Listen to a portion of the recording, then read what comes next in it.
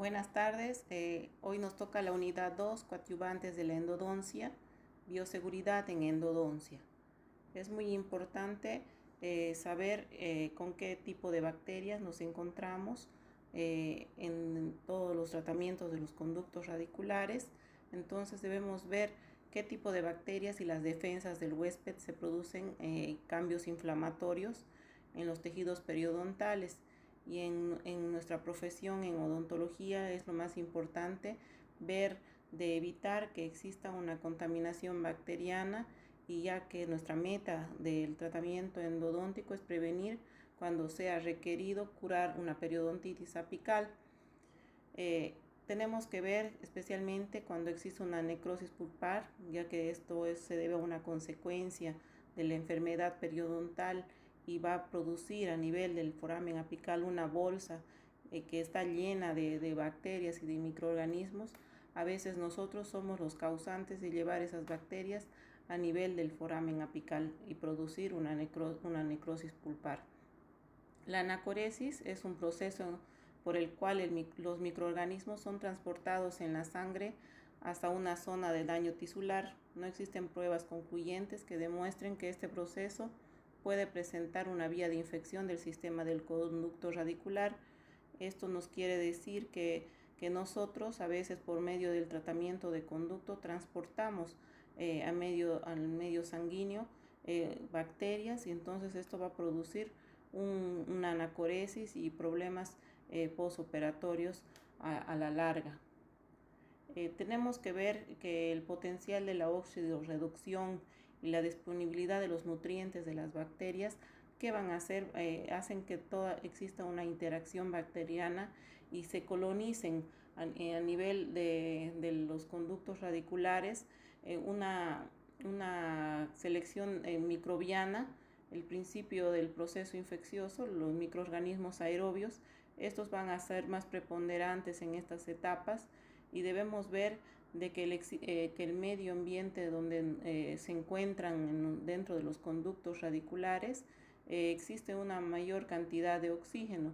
Entonces esto va a hacer que exista una mayor selección de la flora microbiana para poder subsistir en el medio en el que se encuentran las bacterias o los microorganismos. Las variables nutritivas residen en la naturaleza de origen de una determinada sustancia, ya sea química, que producen los propios microorganismos. Estos nutrientes que tienen los microorganismos hacen que la microbiota pase de ser sacarolítica a ser denominada microorganismos proteolíticos que se encuentran dentro de los conductos radiculares. Las posibles fuentes de los nutrientes son el tejido pulpar necrótico, el exudado inflamatorio, el fluido orgánico a través de anatomía canalicular, el fluido oral va a lesión cariosa o filtración vaginal. Estas son las posibles fuentes que nosotros podemos hacer y ocasionar de que exista una contaminación bacteriana y exista una posterior infección y pueda causar una enfermedad, después una sintomatología y tener la capacidad de producir un impacto negativo en el pronóstico a largo plazo de nuestro tratamiento de conducto. Es muy importante hablar de bioseguridad. Cuando hablamos de bioseguridad en odontología es muy importante, ya que nuestra finalidad como odontólogos es reducir el riesgo de transmisión de enfermedades infectocontagiosas a través de la sangre, de secreciones orales y respiratorias, desde el paciente a los profesionales y a los colaboradores, y de estos también a los pacientes, y también de pacientes en pacientes. Debemos tener un control, no solamente dentro del instrumental que vamos a usar para realizar nuestro tratamiento de conductos, también tenemos que tener un control a nivel del consultorio dental, a nivel del instrumental que usamos, del equipo dental, de todo el material que nosotros vamos a usar, hasta nosotros mismos protegernos con el mandil correspondiente, manga larga, tener lentes protectores, barbijo, guantes, para protegernos nosotros mismos de la contaminación que existe dentro del consultorio dental. También debemos proteger al paciente con lentes, con material desechable, que la escupidera debe ser debidamente lavada y todo el equipo y el material con que se usa al paciente debe ser debidamente esterilizado o retirado o renovado para que sea utilizado nuevamente con otro paciente. Cuando hablamos también de bioseguridad, tenemos que tener unas medidas preventivas que como objeto es proteger la salud y la seguridad personal de los profesionales, de la salud de los pacientes frente a diferentes riesgos producidos por agentes biológicos, físicos, químicos y mecánicos que nos encontramos en la consulta diaria. Estas normas nos indican cómo cometer menos errores para sufrir pocos accidentes, y de ellos ocurren cómo debemos minimizar sus consecuencias. Es muy importante cumplir todas las normas que exige la bioseguridad, tanto del profesional como del paciente, como de los colaboradores y también del equipo dental y también del instrumental que nosotros usamos. Debemos realizar una debida desinfección de todo nuestro instrumental.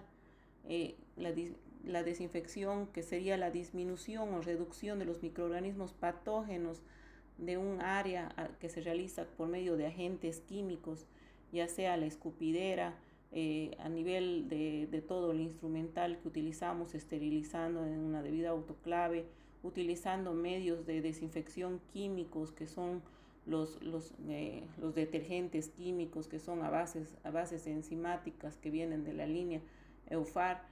Tenemos diferentes métodos para esterilizar y también evitar una contaminación cruzada. Debemos desinfectar todo el material que vamos a usar para poderlo utilizar nuevamente en otro paciente. Cuando hablamos de asepsia, que vendría a ser la ausencia de gérmenes que pueden provocar una infección, eso debemos hacerlo y cumplirlo en todo nuestro protocolo de bioseguridad para evitar una contaminación, ya sea al paciente, de paciente a paciente, o del paciente al profesional o a los colaboradores que se encuentran dentro del consultorio dental. Una antisepsia, que sería la prevención de enfermedades infecciosas por destrucción de los gérmenes que las producen, produciendo asepsia, que es la desinfección, descontaminación y esterilización, que esto debemos cumplir todo el protocolo para evitar la mayor contaminación por medio de la destrucción de los microorganismos, que ésta se realiza por medio de objetos que asegura la eliminación de formas vegetativas y no así la eliminación de esporas, bacterias. Tenemos 3 niveles, el alto, el intermedio y el bajo. Tenemos que realizar una descontaminación. La descontaminación, que sería la remoción mecánica de microorganismos de los objetos, dejándolos seguros para su manipulación.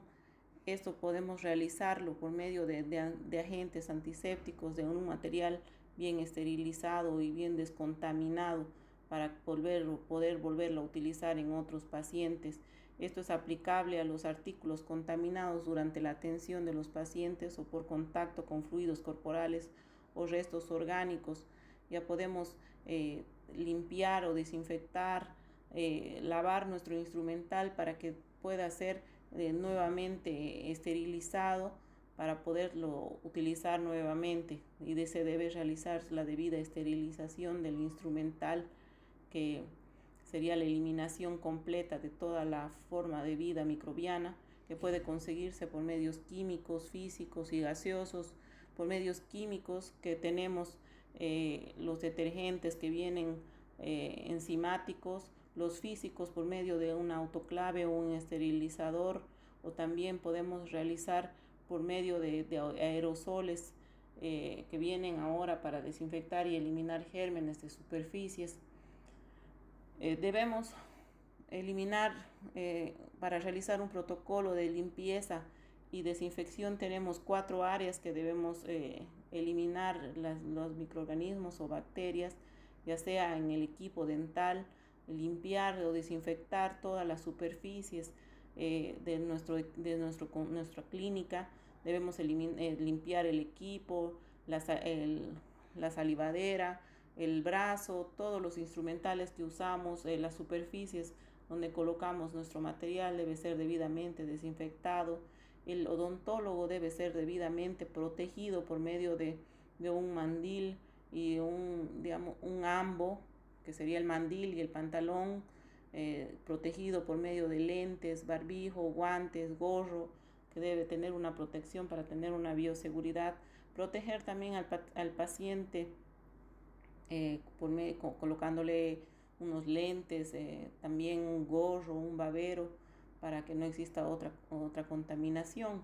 Debemos también esterilizar el material debidamente, colocando, después de haber lavado con una sustancia jabonosa, colocar en recipientes, ya sea con desinfectantes químicos o con hipoclorito. Debemos colocarlos por 15 minutos y después enjuagarlos y recién separarlos debidamente según los juegos que van a colocar, y recién colocar al autoclave. Debemos, después de haber utilizado todo este material en pacientes, debemos saber seleccionar todos los residuos que quedan después de haber atendido y desinfectar todas las superficies y todo lo que se ha tocado durante ese realizado los procedimientos odontológicos.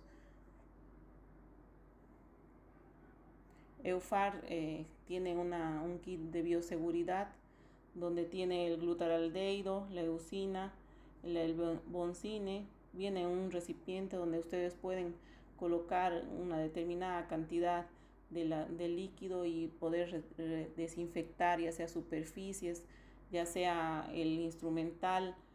Para desinfectar todo debemos colocar durante 15 minutos y recién enjuagar. Tenemos otro tipo de desinfectantes, que sería el hipoclorito de sodio, que es bastante económico, fácil de su uso para grandes superficies, pisos, es pero bastante corrosivo para el material de acero inoxidable y aleaciones.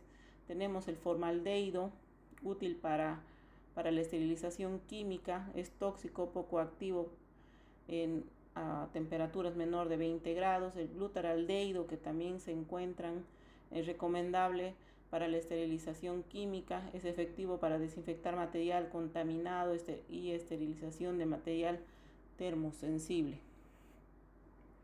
Tenemos tres tipos de material odontológico: los críticos, semicríticos y no críticos.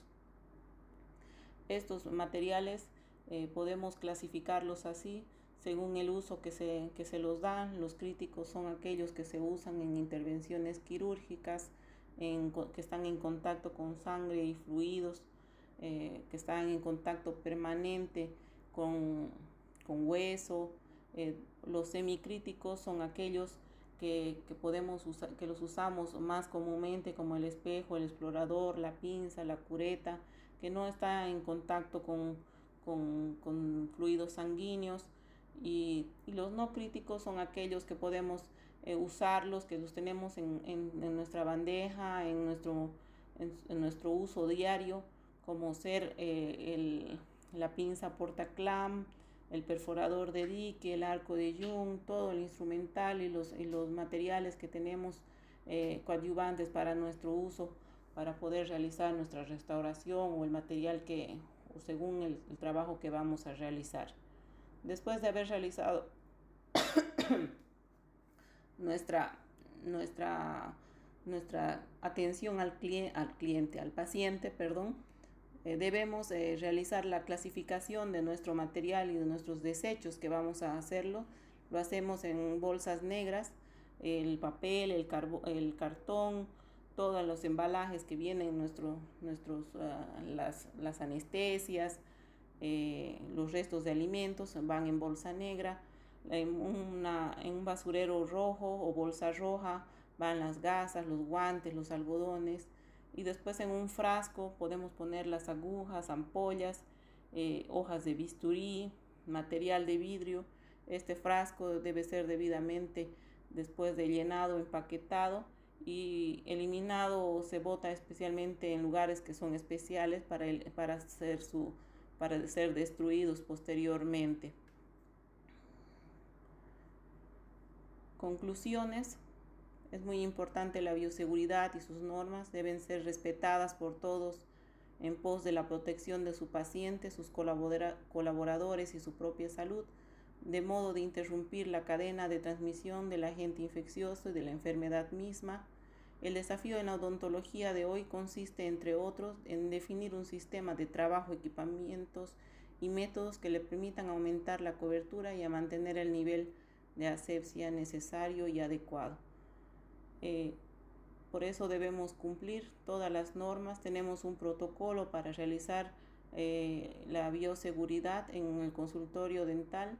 Debemos cumplir de paciente a paciente para poder evitar una contaminación cruzada y para podernos evitar problemas nosotros mismos. Debemos realizar estas normas cumpliendo todos los requisitos que nos imponen para poder evitar una contaminación bacteriana, ya que en odontología y especialmente en endodoncia es muy importante, ya que podemos ocasionar problemas al paciente. Ya.